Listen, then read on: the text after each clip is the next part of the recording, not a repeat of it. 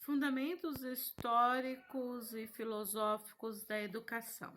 É uma análise do dualismo educacional ao longo da história, cada classe com o seu ensino.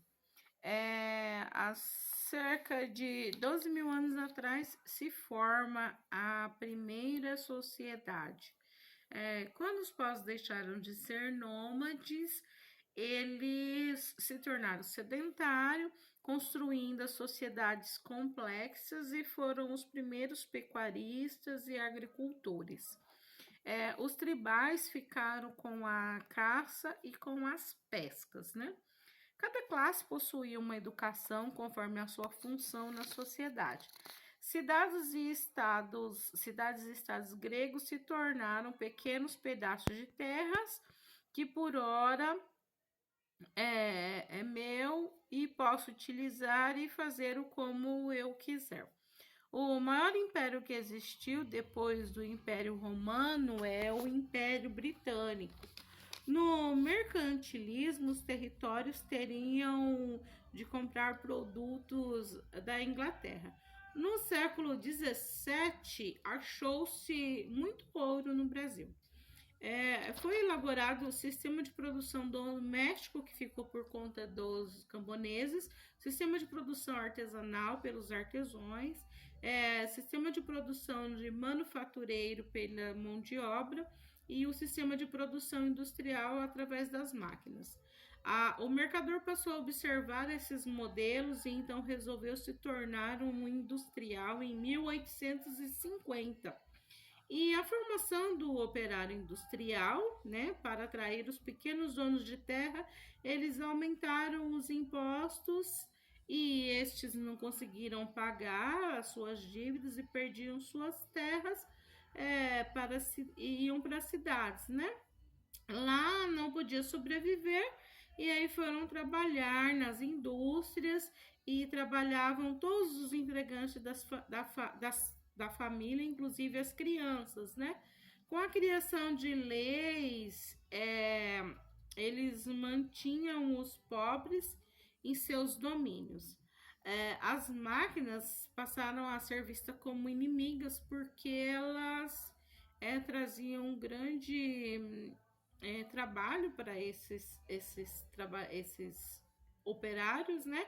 E também muitas vezes machucava e trazia até amputação. A escola da classe trabalhadora passou a ser um espaço de aprendizado para a produção e para se comportarem normalmente, né? As escolas de massa foi através do intercâmbio familiar, a frieza em relação para aprender os ofícios. Em outros lares, as famílias aprendiam novas culturas e esse câmbio era feito entre as crianças e eram moldadas e instruídas de acordo com os seus necessidades. Criaram cidadãos para seguir ordens, comandos e sem questionar as suas ordens, né? A educação era para trabalho, religião e militarismo.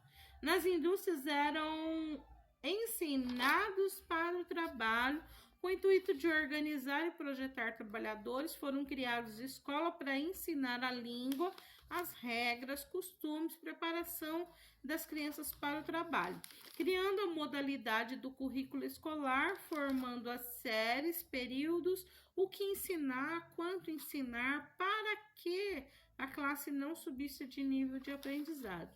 No ambiente de trabalho, eles eram conduzidos a seguir regras, ser vistos como exemplos para adquirir melhores salários e condições de melhores cargos. Seus trabalhos eram limitados, geralmente eles aprendiam a fazer uma única parte do desenvolvimento para que eles não adquirissem muito conhecimento. O Michel Foucault, que foi o maior filósofo do século XXI, traz essa visão de poder disciplinar, né? para impor regras e condutas para adestrar e domesticar. Ele fala sobre a academia militar, né? Sobre a disciplina médica, sobre a disciplina escolar. Segundo o Foucault, a pessoa já nasce sob vigilância, nasce em um hospital, vai para casa com a família, que já está organizada a receber ordens e está acostumada com as disciplinas. Então, essa hierarquia, esse poder é passado de pai para filho, de acordo com o que eles vivem, né? Vigiar e Punir foi um livro de Michel Foucault, e ele diz que ele contextualiza sobre o porquê e a causa, as penalizações em contexto nas diversas formas de aplicação conforme o segmento. Desde ser pequeno, nós temos essa cultura de vigiar, controlar e manter, né? Mudar o olhar para o além do ensino não é algo atrativo, né? Ele fala sobre atrair o indivíduo em uma visibilidade para chegar a um resultado positivo ou negativo, colocando em uma classificação. O exame era feito para medir, separar, qualificar. Desde a gestação, nós somos examinados, né? Observados e classificados. Educar, punir, classificar, ordenar nos padrões e nas regras da sociedade.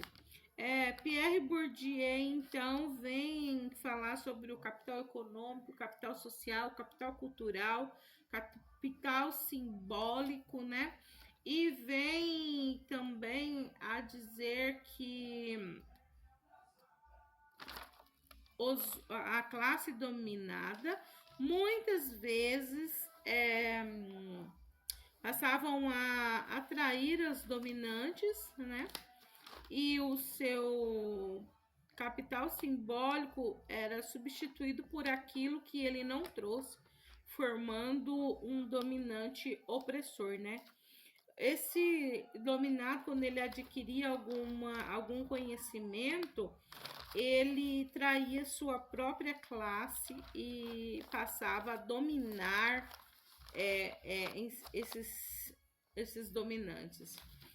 Universalizar a escola, colocando todos dentro de um mesmo patamar, onde a herança cultural tem um impacto no desenvolvimento escolar. Os alunos de uma classe social mais favorecida nos ambientes escolares tinham mais êxito e mais desenvoltura, enquanto os menos favorecidos tinham dificuldade de compreensão e permanência na escola, já que eles precisavam trabalhar para sobreviver e não tinham muito tempo para estudar. Então, a escola passou a ser um ambiente hostil, sem atrativo, para que os menos favorecidos ficassem ali.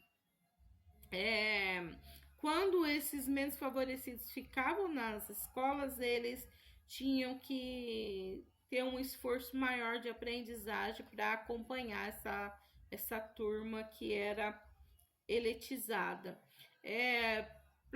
Paulo Freire chega então e diz que agora o olhar precisa ser diferenciado, e ele diz que nós trazemos de casa todos os conhecimentos que nós adquirimos na nossa vida.